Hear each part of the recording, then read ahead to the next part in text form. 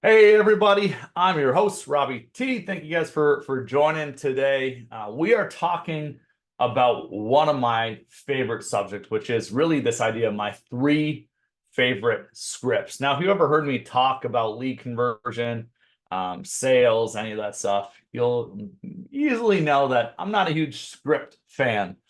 But I have three today that I think are so dang good that you gotta utilize them. Now, I want to preface this with, what we're talking about today doesn't mean that you can just write these things down and go start saying them and see immediate success. I think that's actually what has frustrated me with this idea of scripts is oftentimes when people read a script, they just go and read from it and study it, and it doesn't really help someone. Rather, my big thing today is I want to make sure to teach you this mindset that is built off of almost like a triangle of three primary scripts. So let's start here. So I want to name we're gonna kind of I want to give you guys like your PhD today in lead conversion. And step one, if you want to have your bachelor's degree, if you're going to go to college, any of my educated friends out there, you start with your bachelor's degree, right? Well, you can start with your associates, then get your bachelor's, but we're going to jump to bachelor's. And if you want to get good, I think the first thing you got to be doing to be really good at lead conversion is you got to master this idea of tell me more. Now, tell me more is less of a script, and in a little bit, I'm going to literally give you 10 different ways that you can write down of how you can ask tell me more. Tell me more, though, is less of a script, and frankly, it's more of a mindset. And in that mindset, the whole purpose behind it is simply you recognizing that you're not as smart as you think you are. This was kind of funny is when you sit there and you go through and you're listening to somebody, what we need to understand is there is almost always a gap between what you think you're hearing and what somebody actually means. Now, that's not because you're dumb. It's not because you're bad. It's not because they're bad. It's not because they're lying, right? You've probably heard buyers are liars. It simply comes down to words can literally have different meaning simply by the way you say them, by my upbringing. I can say I want a big home, and a big home to me might be really different than somebody who grows up very differently. So, my point behind this is tell me more is almost like a mental hack to insulate yourself from accidentally making an assumption. Now, if you've been on the first couple episodes we did of this training series, you probably or remember that episode one was all about this idea that salespeople scare people. And again, if you didn't watch it, you can go to our YouTube page, just search Hatch Coaching on YouTube. You can go find that video. And it's all about how do you disarm people and make them feel safe. The second video we talked about, or the second series or episode in the series that we did, we talked all about the framework for our conversations. But the point behind this today is I want to teach you a bit of a science quick. And there's something fascinating about the human brain and why Tell Me More is actually rooted in very some simple, frankly, some simple science. You see, there is a massive gap between what somebody can communicate after they've been asked a question and what they think. Let me explain. I want you to write down two numbers real quick. Write down the number 200, and then to the right of it, write down the number 1,000. There's been a ton of science and data done, and research, I should say, not data, but research done that shows data that people think in terms of about 1,000 words per minute. In other words, if I were to ask you a question, your brain runs at about 750 to 1,000 words per minute. Yet, when we communicate, we can only communicate about 25% of that, 200 to 250 words at max. That's if you speak quickly, like I tend to do sometimes. So, in other words, there's a gap when we ask somebody in a simple interaction, when we ask somebody a question, there's a gap. They're typically leaving about 3 to 4x the amount of information off the table of what they were thinking simply because of the constraint of their words can't, or their lips can't move quick enough to produce the words. Sometimes in my case, it moves too quickly and thinks of the, the wrong words. But my point is there's a gap between what people can communicate and what they're thinking. Yet I see so often, one of the biggest plagues in this game, I see so often where people literally ask a question, they hear their initial response, and they don't ask any follow-up question. You see, that's where tell me more comes into play. Tell me more is your hack to giving somebody explicit permission to say the other 3 to 4x the information that's going on and bouncing around in their head that they simply just didn't bring up because they forgot. People, if they're not telling you information, if they're not giving you information, if they're giving you short answers, almost always that's not their fault, it is yours. So what we have to be doing, friends, is when we ask a question, we got to look for the opportunities to ask, tell me more. So let's start here. I want to give you 10 very simple ways that you can ask, tell me more. I'm going to go through these very slowly.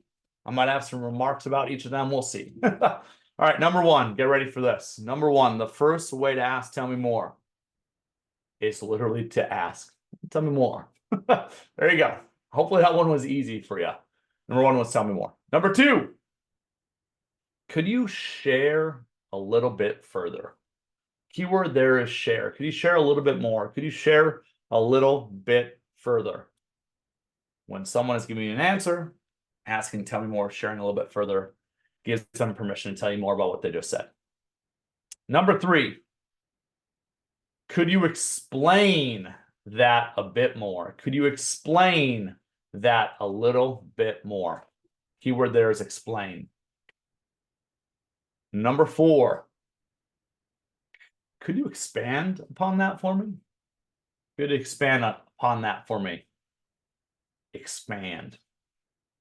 Number five, can you elaborate on that for me? That's a big word right there. Could you elaborate on that for me? Or could you elaborate any further? Number six, could you explore that a little bit further? Explore that a little bit further. All right, so what you'll notice is almost all of those are pretty similar, right? Lots of E words. Okay, let's go into one more, number seven, before we have a little break. Number seven is, could we dive into that a little bit deeper? Could we dive into that a little bit deeper? The point behind any of those is literally just saying, tell me more, in a slightly different way. Now, number eight's a little bit different. Number eight, I want you to write it down, is simply, I'm not sure I understand ... And what I like about this, and it's almost like the exact opposite of what we're trained to do or we instinctually do. I think a lot of people in sales think our job is to guess somebody's answer. I see this happen all the time if I listen to phone calls or I watch people interact. I see someone trying to guess what they're going to say, and actually it's really off-putting and frustrating whether you're right or wrong. And number eight is the exact opposite. It is literally saying, hey, I'm not sure I'm understanding. It's almost like admitting, like, hey, you said something, it's not clear to me. Could you tell me a little bit more about it? Now, you almost always want to pair I'm not sure I understand with one of the first seven. So I'm not sure I'm understanding. Could you explain that a little bit further? Pairing those together is like the magic sauce of tell me more. But the point behind it, I think it almost prefaces like this idea, I'm not seeing something clearly. So number eight was, I'm not sure I'm understanding. I'm not sure I'm understanding. I'm not sure I'm seeing it clearly. Something to that effect where you're basically bridging between their response and a tell me more type question. Number nine, write this one down. When you say blank, help me understand what you actually mean. Let me give a really good example of this. I screwed this up pretty bad once. I was speaking to somebody and they said that they were looking to get a bigger home. I asked a follow-up question because I thought it was pretty good. I said, oh, cool, what's causing you to get a bigger home? And they responded and said, well, our family's growing. And I fell into the trap of when they said their family was growing, I said, oh, congratulations. When's the baby due? Because in my ridiculous mind, I heard family was growing. My brain went to a baby was on the way. I made an assumption. And again, that's the whole point of all this is oftentimes we fail to convert opportunities, not because some big mess up, but because of little tiny misunderstandings. And that's what happened for me in that moment was someone said that they were looking to get a bigger home because their family was on the grow. My brain naturally heard that a baby was on the way, which probably is right the vast majority of the time. But in this case, it absolutely wasn't. What had happened, the person basically said, no, you don't get it. My father-in-law just passed away and my mother-in-law is moving in with us. In other words, y'all, I was the asshole who accidentally congratulated somebody on the death of their father-in-law. And I got to teach this all to you today. That to me was a pivotal moment because I realized it's those little tiny misunderstandings that can oftentimes lead to like a butterfly effect where a little thing flaps its wings and I thought I understood something and I truly didn't understand at all. So when I said number 9, when you say X, what do you mean?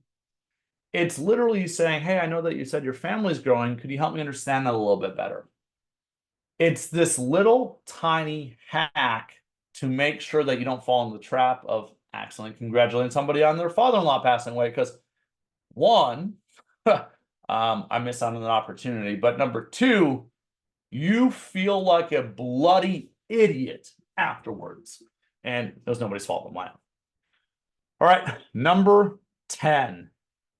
Number 10. This one is not a question I'd ask of other people. Rather, it's a question I think you need to be internally asking yourself. So number 10 is an internal question. I want you to write it down nonetheless. I think it absolutely deserves to be on this list because it's like the precipice behind asking, tell me more. It's simply, what does that actually mean? What does that actually mean? You see, internally, I'm oftentimes asking the question, what does that actually mean? And if I would have paired number 9 and 10 together, I would have completely avoided the congratulating somebody on their father-in-law passing away. If I would have had number 10 back then, I would have asked myself, when they said that their family was on the grow, I would have internally asked myself, what does that actually mean?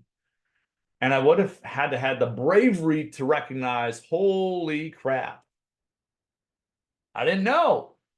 It could be a variety of things. By the way, when I've heard people say that their family is on the grow, here's a variety of different things I've heard. Babies on the way, twins are on the way, triplets on the way. I've never heard about quads or anything more than that. I've heard of people adopting horses and dogs, right? And then I've also heard some really crappy things. Things like mother-in-law was moving in, or I'm adopting my drug-addicted sister's kids because she's going to jail. Things that frankly aren't super happy. My point though behind this is the safeguard to stop yourself from making that mistake like I did is internally asking yourself, what does that actually mean? And if you don't know with 100% certainty what something actually means, you got to have the dang bravery to ask a tell me more type question. And I think a really great one oftentimes is number 9 is when you say that you're wanting to get a bigger house because your family's growing, help me understand what you actually mean by that. You see, before we move into my second favorite script, my first favorite, again, is Tell Me More. Tell Me More is not a direct script. It's this mindset that you might be wrong. It's this mindset that you probably don't understand what they want as much as you think you do. Now, I have to hit on something here because a lot of people go through this, they hear me talk about this, they start implementing it, and they have some success with it. And then they always ask me, well, when do I stop asking, tell me more? And I want everybody to write this down. This is really the I actually think the answer to when do you stop asking, tell me more, and when do you stop asking the second script as well, it's when you start hearing a response that is something along the lines of, I can't think of anything else. I'd like to dig until someone says, man, I can't think of anything else. Or nope, that's it for my more direct friends. Or there's nothing else I can think of. So my point behind this is we should keep asking, tell me more, until someone literally is declaring to you that there's nothing else sitting in the back of their brain that they feel should be on the table. I hope that makes sense. Number two, this will help you get your master's degree in lead conversion. Number two is similar but different than tell me more. Instead of saying tell me more, it's this idea that you ask, what else? You see, tell me more is being more open-ended and saying, well, tell me more about this. What else is this idea that you're a little more prescriptive? Things like, is there anything else that's really motivating you to make a move? Or, I know that you had said that you wanted to get an open floor plan with that beautiful white kitchen. I love it. Are there any other major things that are on your must-haves list? You see, the whole point behind it is, what else is like saying, all right, I'm hearing all this information. Is there anything else that's motivating you? Very similar to tell me more, what this is doing is giving somebody permission to tell you that stuff that was in the back of their head that when you initially asked, they maybe didn't think was as important, or maybe they just frankly forgot about. What else is causing somebody to look at an object from a different angle?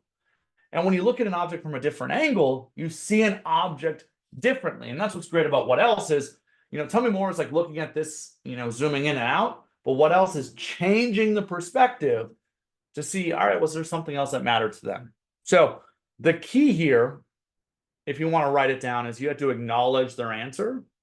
All right, I know that he said he wanted to get a bigger home, with a baby on the way. I can totally understand that. Is there any other big things that are motivating you to maybe get a different place? That is what else in a nutshell. So that's the first piece. Second thing, I want to note on this. If you want to, this is almost like getting your doctorate in lead conversion. So you got your master's if you're asking what else. If you want to have your doctorate, here's what you got to do. Is you also have to explore the no zone. So tell me more is all about like, tell me more about the positives. What do you want? What are you desiring? Or what's going on? It's digging deeper into the things they bring up.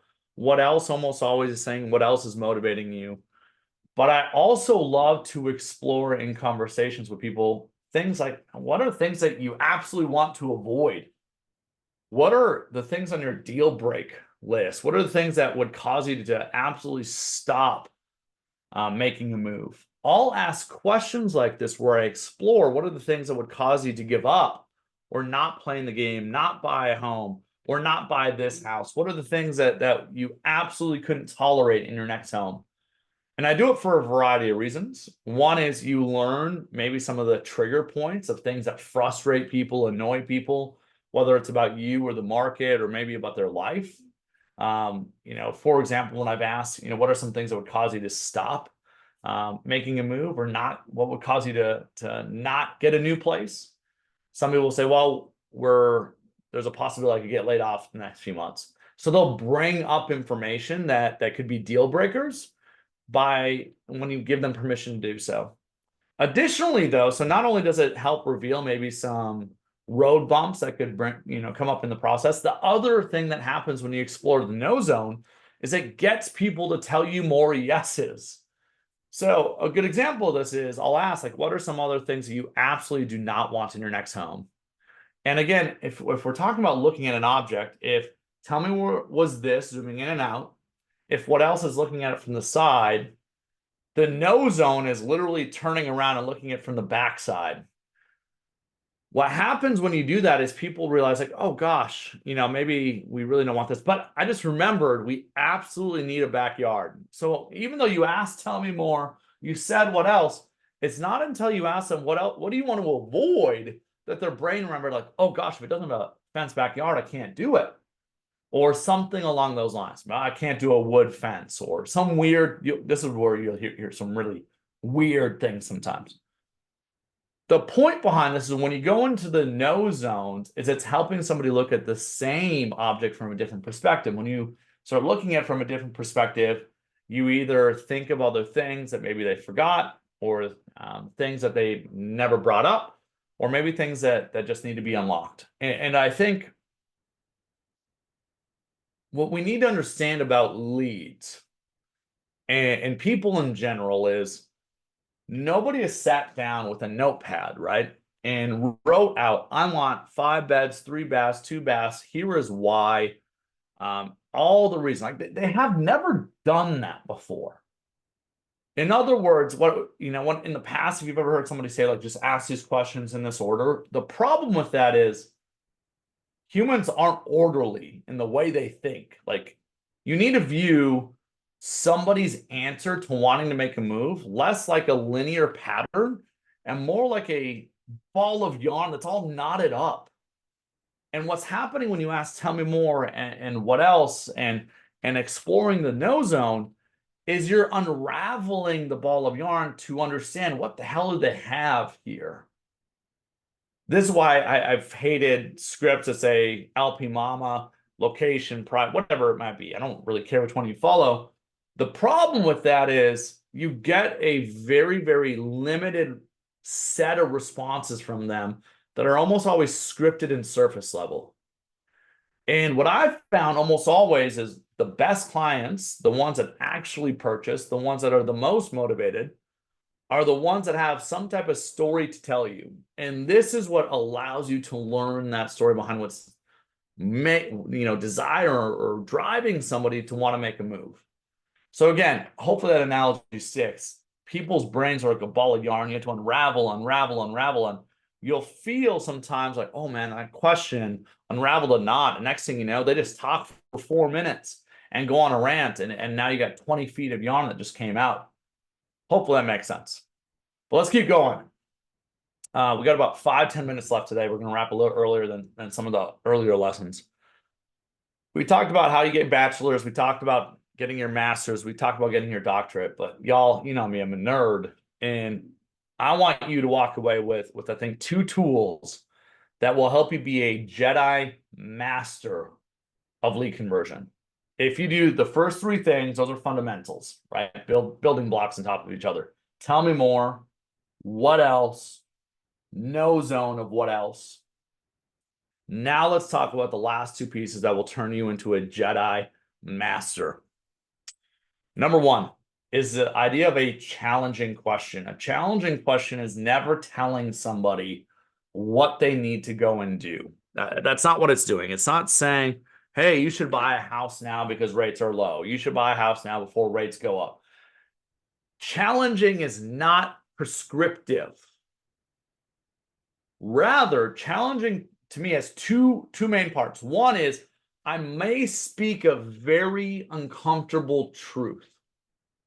Let's talk about a real world example. If you've been in real estate, you've probably heard of the unicorn hunters or the mythical buyer, someone who wants to buy let's just call it a $500,000 house on a $300,000 budget. That's like saying I want to get champagne on barefoot budget. Like, it just ain't gonna work, right? Throw back to my college days.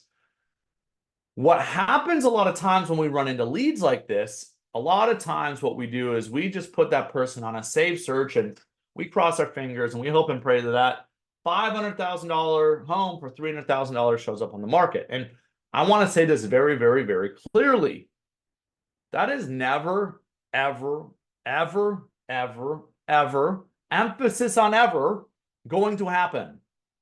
You are wasting your time.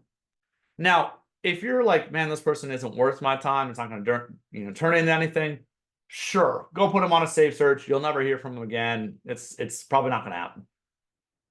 What I think we need to do with unicorn buyers, though, is we got to be a little more brave, and we got to ask a challenging question.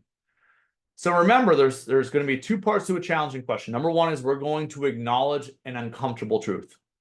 I might say something like, Colton, man, I appreciate you telling me about everything that you want. I gotta be honest with you. Can I shoot it straight with you?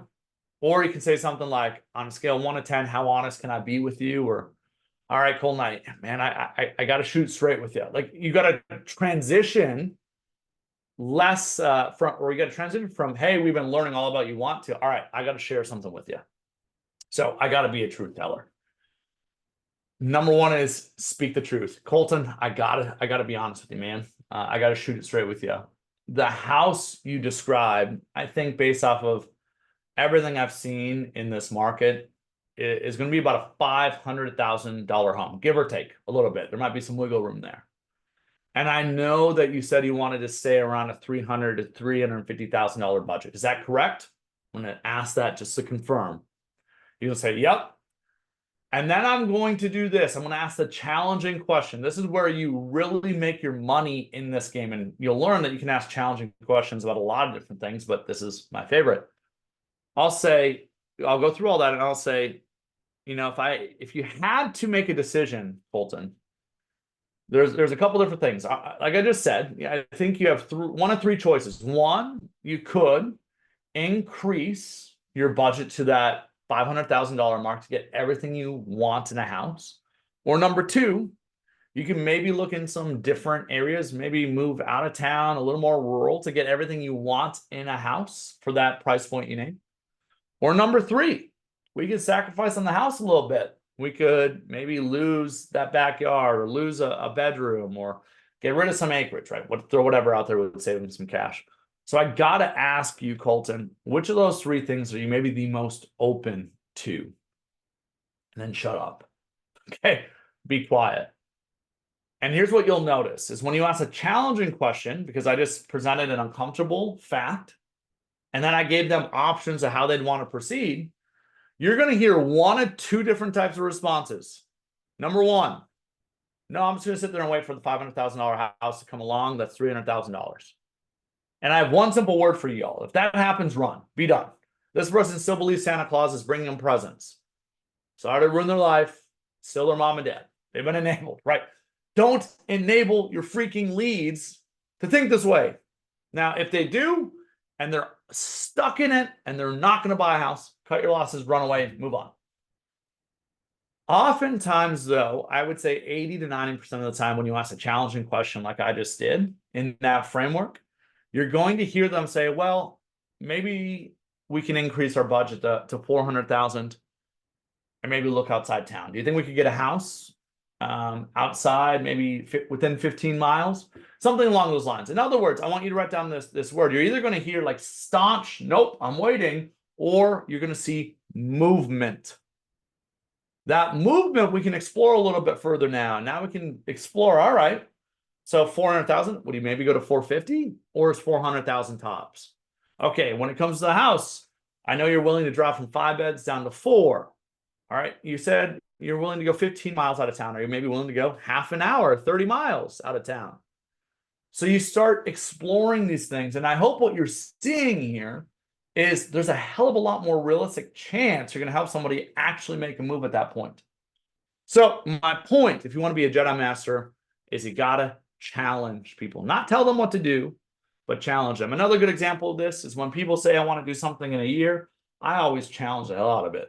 Well, I might clarify it first. All right, you said a year. Does that mean you want to be in a house in a year or start the process in a year? I'll ask some clarifying questions, but then I'll challenge it.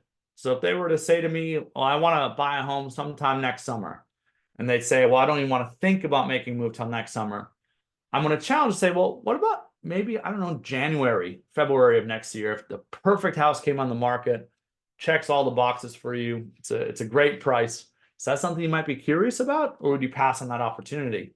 Again, with a challenge question, I'm either looking at they're going to clarify and justify their initial answer, or we're looking for a little bit of movement from their prior answer. This is now looking at that object that we've been talking about from underneath or up top. You're seeing it way more holistically now. But now we got to talk about the last piece of tell me more that is going to help you be a Jedi Master of lead conversion. And If you haven't been listening, you've been listening and I don't know, drinking your coffee or multitasking, which is really just multi-distracting, but I digress. If there's one thing I want you to take away from today, it's going to be the next 2 minutes. And it's simply this. If you want to get really, really good at conversations, you need to recognize that you shouldn't just be asking about this individual person's perspective. You need to be asking about the other power players' perspectives. In other words, we need to find out the others' perspectives about what they want. So let's talk about this on a base level. The vast majority of the people you're going to help buy and sell a home, a ton of them are married. Yet you're having a conversation with just the husband or wife, and you find out everything that the husband wants. And what I've noticed is a lot of times we don't ask simple questions like, okay, so I'm hearing everything you want, and I'm seeing that. What are the things that your wife wants? What does she agree with? What does she disagree with? And very frankly, y'all, this leads to conflict. There's conflict, frankly, within somebody's mind, internal mind of what they want, but there's always conflict between two power players on what they're going to want to each have and what they don't want.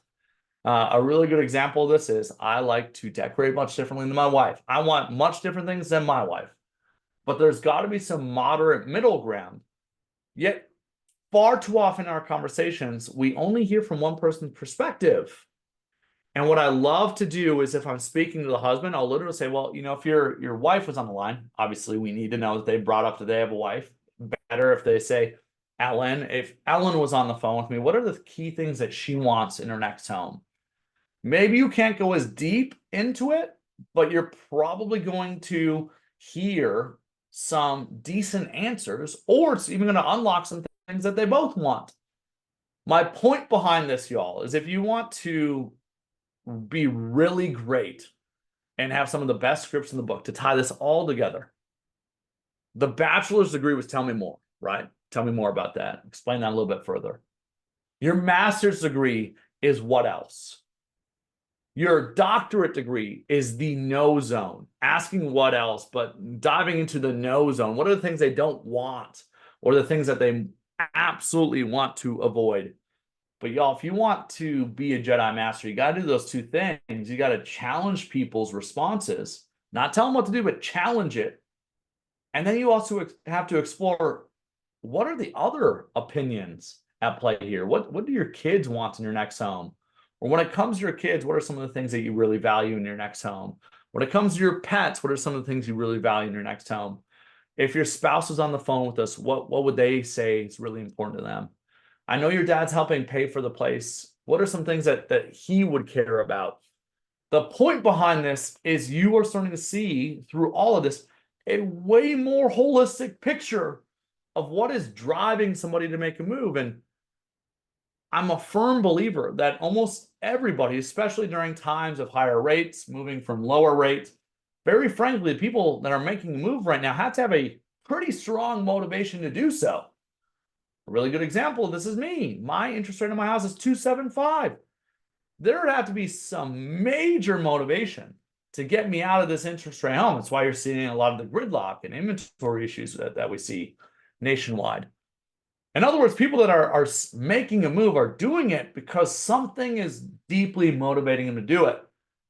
And by asking, tell me more, and what else, and challenging, and asking about the spouse's opinion, and exploring the no zone, what you're going to do is you're going to have such a more holistic view of what is the thing that they're running towards or running from.